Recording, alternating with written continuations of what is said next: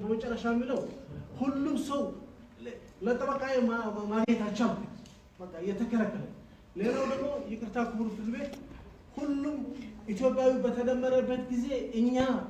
ለአገር የሰራን ለዚህ አገር ኢትዮጵያዊ የሚል ቃል የመጠናከር ስራ የሰራው ሰው ነው ኢትዮጵያ የሚል ቃል ማለት ነው ጥንካሬ እንድትኖር እንድታልፍና ለወደፊቱ ዓላማው እንድትሳካ በሀገር ውስጥም በውጭ ሀገርም በፌደራልም በክልልም የሰራው ሰው ነውና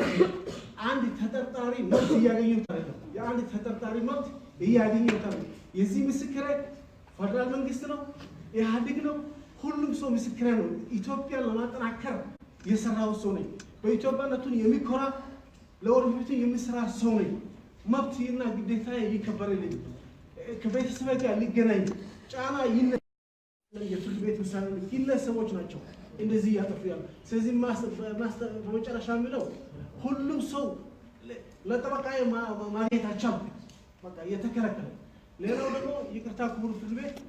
ሁሉም ኢትዮጵያዊ በተደመረበት ጊዜ እኛ ለአገር የሰራን ለዚህ አገር ኢትዮጵያዊ የሚል ቃል የመጠናከር ስራ የሰራው ሰው ነው ኢትዮጵያ የሚል ቃል ማለት ነው ጥንካሬ እንድትኖር እንድታልፍና ለወደፊቱ ዓላማው እንድትሳካ በሀገር ውስጥም በውጭ ሀገርም በፌደራልም በክልልም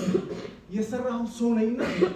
አንድ ተጠርጣሪ መብት ያገኘው ታሪክ የአንድ ተጠርጣሪ መብት ያገኘው ታሪክ የዚህ ምስክር ፌደራል መንግስት ነው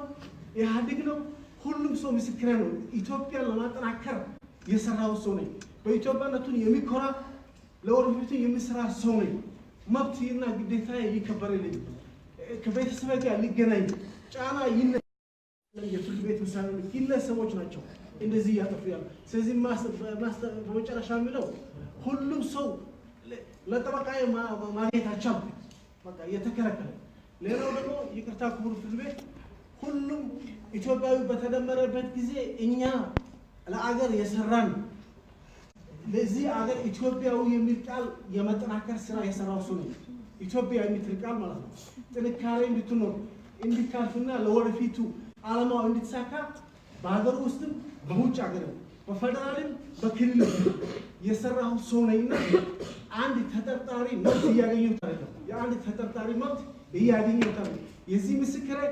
ፌደራል መንግስት ነው ኢህአዴግ ነው ሁሉም ሰው ምስክር ነው ኢትዮጵያን ለማጠናከር የሰራው ሰው ነው በኢትዮጵያነቱን የሚኮራ ለወደፊቱ የሚሰራ ሰው ነው መብትና ግዴታ ይከበርልኝ ከቤተሰብ ጋር ሊገናኝ ጫና የፍርድ ቤት ውሳኔ ግለሰቦች ናቸው እንደዚህ ያጠፋሉ ስለዚህ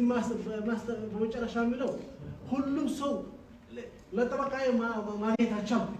በቃ የተከለከለ ሌላው ደግሞ ይቅርታ ክቡር ፍርድ ቤት ሁሉም ኢትዮጵያዊ በተደመረበት ጊዜ እኛ ለአገር የሰራን